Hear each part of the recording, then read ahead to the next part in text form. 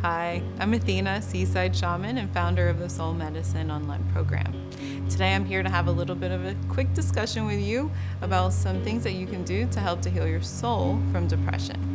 And this is what I call soul medicine. Soul medicine is medicine that you can provide to yourself to help to heal whatever aspects of your life right now might be causing you disharmony and might be causing you actual manifestations of illness or even mental illness. All right, so today we're covering depression. The first thing that I want to say is that I completely understand where you are, and there are a lot of others today that are suffering and feeling exactly the same way you are. And although you might be feeling like you're having your own unique expression and your own unique experience of this depression, there are others who are right where you are. And that's really important. And that's going to be one of those important pieces of medicine that you give to yourself, is the reminder that you're not alone. So when we're feeling depressed, it can oftentimes feel like we're in a very low, deep, dark place. And sometimes we even have guilt of being in that place and not wanting others to feel obligated to join us there. And so therefore we don't reach out for help, and we just sit there and we become stuck, and we become stuck in that low vibration. So my goal for you is to help you to become unstuck, to help you to lift up out of that deep, dark place and to reach out for some help that's on offering for you. It's really important right now that you reach out for help and don't stay exactly where you are in this place that doesn't feel so great to you and also doesn't feel so great to your loved ones. But first, we'll begin with things that you can do on your own before you start to feel safe to venture out into relationships with others. One of the most important things that you can do for yourself right now to help to heal yourself from this depression is to get moving. That's actually the most difficult thing to do when you're feeling this way, because your bed feels so much more comfortable and so much more safe than venturing out into this world or even moving your body. And perhaps your body itself feels so heavy that you can't even get up. So moving might be the most important yet most difficult step of helping yourself to heal from this depression. So first off, I'm going to encourage you to get up and get moving. Move slowly, just take a few steps. Maybe today it starts with a simple walk outside your door to the end of the block and back. Maybe you can join a friend eventually, but today remember, we're focusing on you before you venture out into relationships with others. So take a walk alone, be with yourself in silence, breathe in the fresh air, soak up some sunlight, just get moving. Perhaps you're feeling like you could get into a 10-minute yoga practice. Look up on YouTube, there's so many of them. Find a 10-minute yoga practice. Maybe you can find one specifically for depression. All right, so get moving with that. Maybe you have a bike in your home, a Peloton or some form of an exercise bike that you can just get on. Again, 10 minutes. Don't have to be too much on yourself right now, but just do whatever you can to get yourself moving. Once you've gotten yourself moving, we're going to look in your life and find what would bring you joy right now.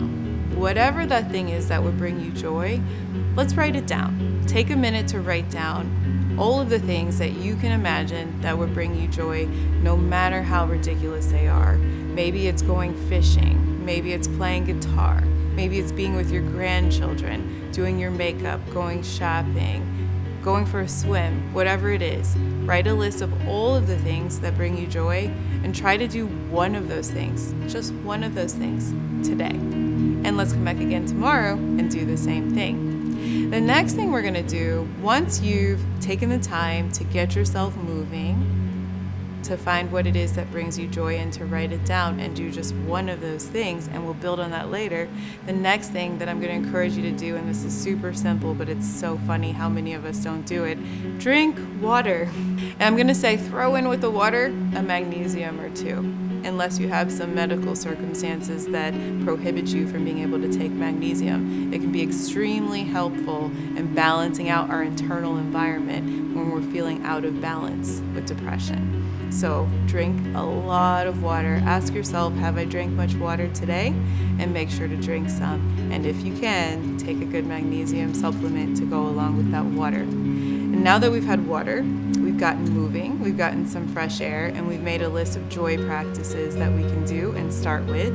The next thing I'm going to encourage you to do is start to venture out and connect with those that you love or those that bring you joy. So whoever that is, if it's your family, if it's your friends, if it's colleagues, coworkers, make an effort to get together this week. Now, I'm not going to say you have to do this every day, but let's start with this week. Make an effort to get together this week with someone who brings you joy, or a group of someone who bring you joy, just once this week. And let's try that again for next week. It's medicine for our soul to come together with those who bring us joy, who bring us laughter, who help us to feel heart-centered connection to one another. You'll start to notice that medicine taking hold inside of your actual body, mind, and helping to relieve that depression bit by bit. Then I'm going to encourage you to be very attuned to your frequency. So when we're dealing with depression, our frequency has become very low. And two of my favorite things that I use to help to heal my frequency are sound and sunshine. I already mentioned sunshine when I said get out there and take a walk, but maybe you're not getting outside. So I'm going to say this one again. Sound and sunshine. If there's music that brings you joy, that helps you to feel uplifted, you can actually listen to binaural sounds, a solfeggio frequency for love or joy, happiness. Even you can find one for healing depression. So there's actual sounds and frequencies that can help you to heal yourself. Think of it as a type of a bath, almost like a salt bath, but it's a sound bath. So bathe yourself in a healing frequency of sound and allow for that to do its work on your frequency. And do not underestimate the power of the sun and light to help to heal your frequency as well.